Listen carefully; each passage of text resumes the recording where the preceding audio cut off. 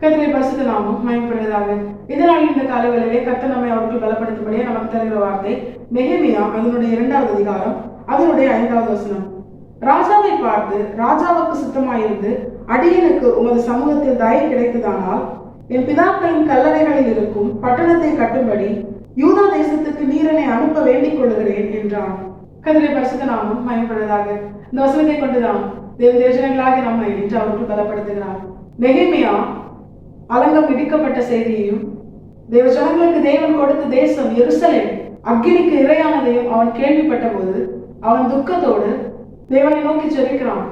அப்பொழுது தேவன் ராஜாவின் கண்களில் அவனுக்கு தயை கிடைக்கப்படுகிறான்.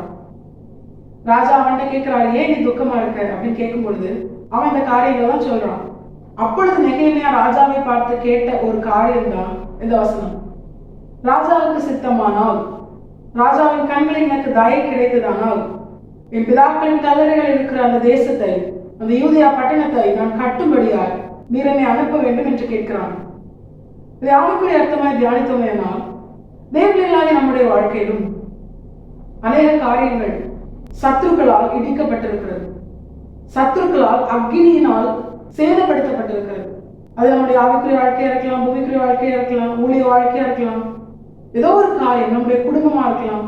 ஏதோ ஒரு காரியத்தை சத்ரு இடித்திருக்கிறான், சத்ரு அக்னிக்கு இரையாக்கும்படியால் அதை சேதப்படுத்தி இருக்கிறான். இப்ப நம்முடைய வாழ்க்கையில இதை பார்த்து விட்டு இப்படியே வாழ்ந்துடலாம் அப்படின்னு இருக்கக்கூடாது. நெகேமியாவை போல தேவ சமூகத்தில் ஜெபிக்கிறவர்களா இருக்கும்.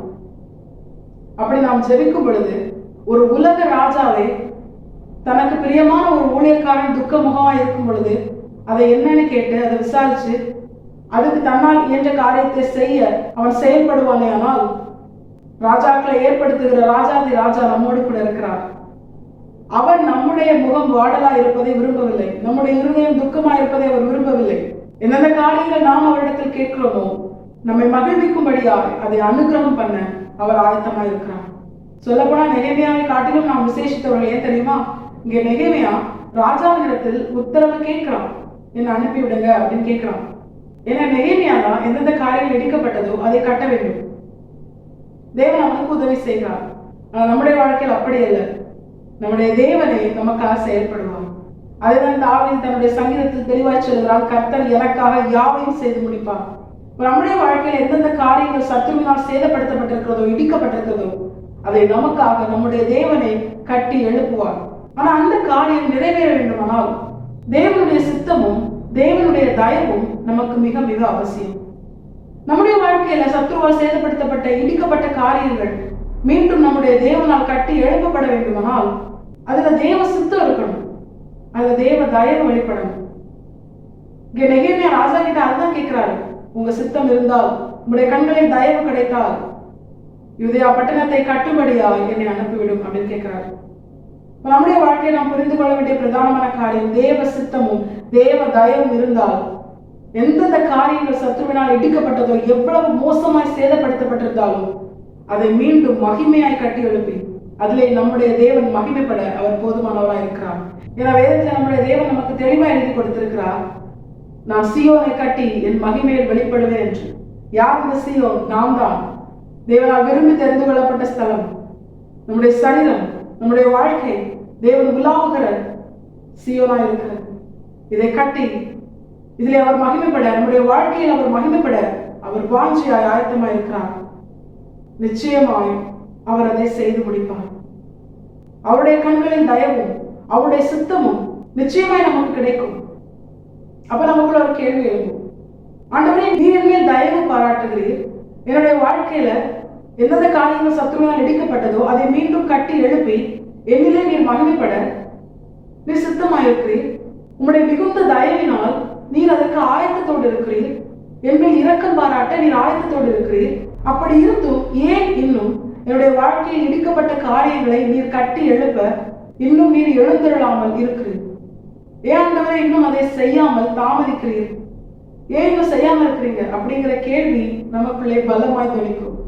அதற்கான பதில் தான் எசேக்கியேல் தீர்க்கதரிசன புஸ்தகம் அதனுடைய 36வது அதிகாரம் அதனுடைய 36வது வசனமும் 37வது வசனமும். இந்த 2 வசனங்களும் என்ன சொல்லுகிறது தெரியுமா?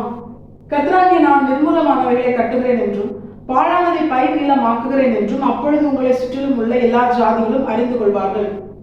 ஆண்டவர் சொல்றாரு, இடிக்கப்பட்டவனுடைய வாழ்க்கையை கட்ட நான் ஆயத்தமா இருக்கிறேன், நான் அதற்கு சித்தமா இருக்கிறேன், என் கண்களில் உனக்கு தயவு கிடைத்தது, உன்னை கட்டி உன்னிலே நான் மகிமைப்பட வாஞ்சியா இருக்கிறேன். ஆனாலும் ஏன் ஆண்டவரே இன்னும் என்னுடைய வாழ்க்கையில நீங்க அதை செய்யாம இருக்கிறீங்க அப்படின்னு நீ கேட்கிற தெரியுமா ஒரு கேள்வி. அதற்கான பதில் தான் அதற்கு அடுத்த வசனம், 37வது வசனம். நான் அதை உனக்கு செய்ய வேண்டுமானால் நீ என்னை நோக்கி விண்ணப்பம் பண்ண வேண்டும், நீ கர்த்தரிடத்தில் அதை கேட்க வேண்டும். தேவன் நம்முடைய வாழ்க்கையில தேவன் நம்மிடத்தில் எதிர்பார்ப்பது ரொம்ப சிம்பிளான ஒரு காரியம். நீ அதை ஆண்டவரை நோக்கி கேட்க வேண்டும், ஆண்டவரிடத்தில் நீ விண்ணப்பம் பண்ண வேண்டும். சிம்பிளா சொல்லணும்னா நீங்க ஜெபிக்கணும். ஏன்னா என்னை கிரயம் கொடுத்து மீட்டு கொண்டவர் நீர் ஒருவரே. எல்லாரும் கைவிட்டாங்க, ஆனா நீர் கைவிட மாட்டீர். நீர் நல்ல தேவன் என்று சொல்லி தேவ பிள்ளைகள் தேவனை நோக்கி ஜெபித்தார்களே ஆனால் நிச்சயமாய் எந்த சூழ்நிலை இடிக்கப்பட்டிருந்தாலும் அதை மகிமையாய் கட்ட, நிர்மூலமானதின் தடம் கூட அடையாளம் கூட இல்லாதபடிக்கு அது ஏதனை போல மகிமையாய் தேவனால் கட்டி எழுப்ப முடியும். தேவ பிள்ளைகளுடைய வாழ்க்கையில அவர்களை உயர்த்தி கர்த்தர் மகிமைப்பட முடியும். தேவ ஜனமே, நீ கர்த்தரை நோக்கி ஜெபி, நீ கர்த்தரை நோக்கி விண்ணப்பம் பண்ண.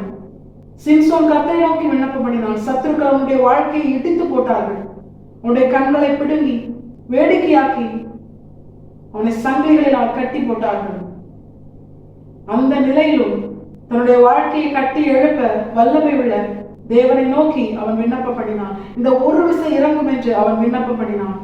தேவன் அதற்கு சித்தமாய் அவன் மேல் தயை பாராட்ட வாஞ்சியாய் ஆயத்தமாய் இருந்ததுனால அவன் கேட்ட உடனே, அவன் விண்ணப்பம் பண்ணின உடனே தம்முடைய ஆவியாகிய பரிசுத்த ஆவியானவரை, பலனாகிய ஆவியானவரை அவனுக்கு கொடுத்தான். அவன் வாழ்க்கை மீண்டும் கர்த்தரால் பயன்படுத்தப்பட்டது, கர்த்தரால் கட்டி எழுப்பப்பட்டது. அவன் எல்லா சத்துருக்களையும் அழித்து போட்டான்.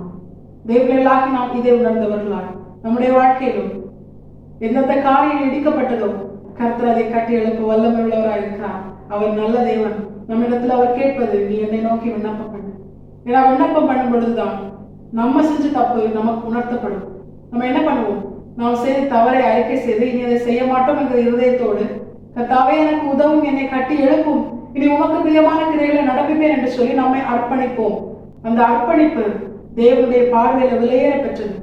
அப்படி தன்னை முழுமையாய் உண்மையாய் அர்ப்பணிக்கிற பிள்ளையினுடைய வாழ்க்கையில அவர்கள் ஏறெடுக்கிற விண்ணப்பத்தை உடனே கேட்டு அவர்களை கட்டி எழுப்ப சித்தமுள்ள தேவன் அவர்கள் மேல் தயை பாராட்டி அவர்கள் வாழ்க்கையை கட்டி எழுப்பி அவர்களை உயர்த்தி அவர்களிலே தேவன் மகிமைப்படுவது அதிக நிச்சயம். இதை உணர்ந்தவர்களா இந்த வசனத்துக்கு கீழ்ப்படிந்து வாழ நாம் நம்மை முழுமையாய் கர்த்தரை பார்த்து அர்ப்பணிப்போம். கர்த்தாவே இந்த வசனத்தை கேட்டு நம் அனைவரையும் ஆசீர்வதித்து வழிநடத்துவாராக. கர்த்தரை பரிசுத்த நாம் மட்டுமே மகிமைப்படுவதாக.